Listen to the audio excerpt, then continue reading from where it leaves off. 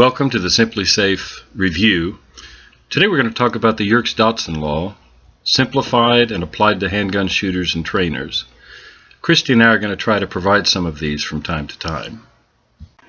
In its simplest form, the Yerkes-Dotson Law really states that there's an optimal level of arousal for every task that a person performs. For our purposes, we're going to tend to use words like stress and anxiety in place of arousal. You actually require some level of anxiety for every task that you do. If you could actually get to absolute zero anxiety, you wouldn't be motivated to do anything. At zero stress, you would really be non-functional. You'd have a complete lack of motivation. You wouldn't do anything. So embrace some stress, just don't embrace more than you need to. At the other extreme, if you're stressed to your limits, you'll not function because the stress will make it impossible for you to concentrate or to command your body to do what you want it to do. Between these extremes, for every task you do, there is an optimal level of stress for performing that task as flawlessly as you are capable of performing it. And here's where it gets really interesting. For simple tasks, the optimal stress level is higher on the scale. Otherwise, you won't do them well. With enough motivation, you'll be able to generate enough stress to do the task that you otherwise wouldn't do. For example, let's say that you wanted to knit a sweater for your nephew and you find that it's very easy to do, but you're just not getting to it. You have a stress level that's too low for that task. To increase the stress level to the optimum level for that task, you might need to dial up the stress. You might do that by setting deadlines for yourself or making yourself accountable to someone. You might decide to create a countdown calendar so you know how many days you have until Christmas. But somehow you're going to have to figure out how to dial up the stress. You might even want to put a picture of your nephew up so you can think about how happy he's going to be when he gets his new sweater. But to engage in complex tasks, we need to remember that a lower level of stress is optimal for engaging in a complex task and doing it well. Too much stress interferes with critical thinking, fine motor skills, and concentration. So if you're a brain surgeon and you're experiencing stress that is higher than the optimal level for you to do your best work, you need to dial back the stress level. Maybe a vacation, marriage counseling, maybe a refresher course in brain surgery, or a golf course, or personal therapy would help. But something needs to happen because the work that you do is important and complex. So remember that the typical new shooter is engaging in a complex task and likely experiencing high levels of stress. That doesn't mean that the new shooter can't become a great shooter. It just means we need to become aware of what that student might need based upon the Yerkes-Dotson Law. Because both are changeable things, stress and complexity. So we need to figure out how to reset the dials to optimal levels for the specific individual we're trying to help. There really are things that we can do to change those dials. For example, taking a good class and becoming more familiar with our firearm will dial back both the stress and the complexity level. And after we've gotten training, regular practice, especially with a practiced friend who can watch and give feedback, and with the same gun that you plan to carry, you'll grow confidence. You're going to decrease your stress, and you're going to dial back the complexity even further. And as you continue to practice and to learn and to train, you'll discover that the stress imposed by shooting itself is going to decrease and become very manageable in less time than you might have expected at the beginning. And soon, safely loading and unloading your handgun, drawing, firing accurately, reholstering, all of these will become simple tasks. And as you add new skills, they too will approach the level of simple tasks as you continue to learn and practice what you learn. And don't forget that performing simple tasks requires more arousal, more stress than performing complex tasks.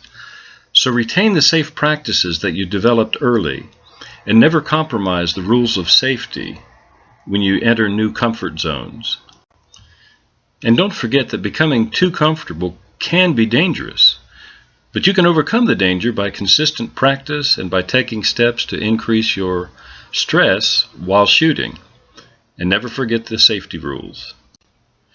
God forbid, but if you're ever involved in a violent encounter that requires the use of your handgun, you'll be grateful that you'll be engaging in what has become for you a simple task while experiencing high levels of stress.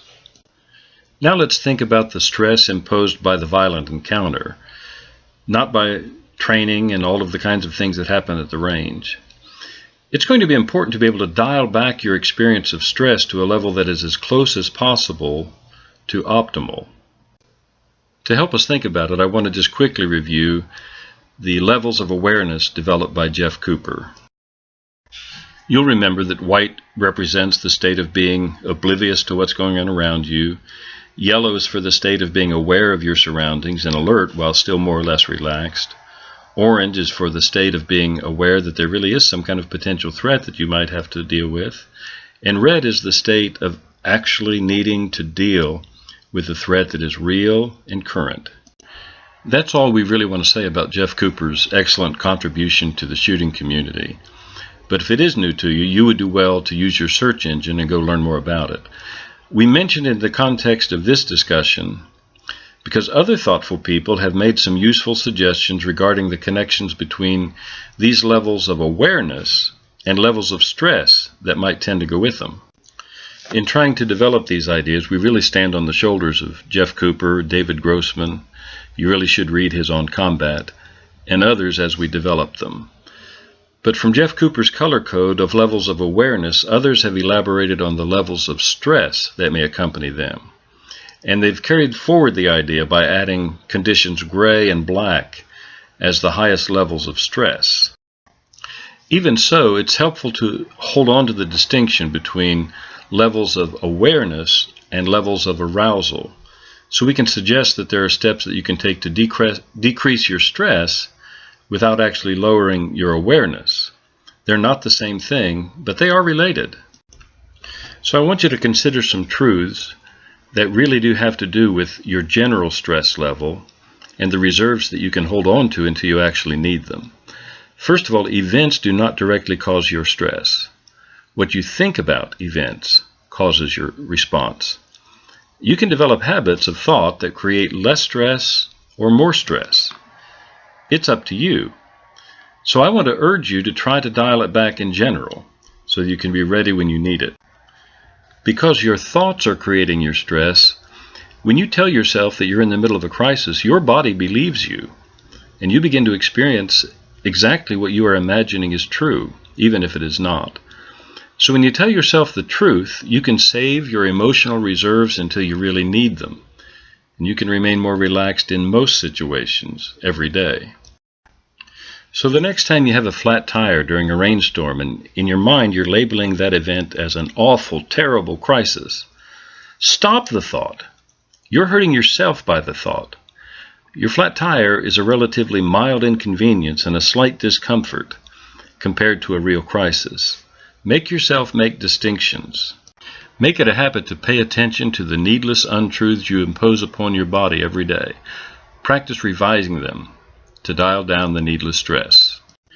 Now I'm going to suggest some things that people in the handgun community may think of as liberal or religious, but they're really neither. You can learn to practice progressive muscle relaxation and mindfulness. Tactical breathing is another word for one of the things that you can do. Google for methods. You really can learn to relax your body at will, and it'll dial down the stress and help you when you need to use your reserves. And here are a few implications for handgun trainers. So if these ideas are meaningful to you, tailor your training to the needs of your students. A first-time student is typically attempting a complex task while experiencing high levels of stress. Calm, step-by-step, respectful instruction dials down the stress. Think of some other ways that you can work with your students individually.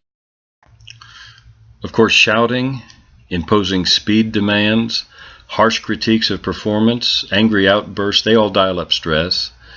The demands of training, when appropriately imposed, are better tools for dialing the stress up. And no one really learns from personal insults. So if it makes sense to you, use the insights of this law to choose the tools that'll help your students where they are.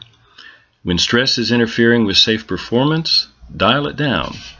When low stress is dragging down performance, dial it up. There's always something to think about doing, but do it for reasons. At least try to figure out where your students are relative to their complexity level and stress.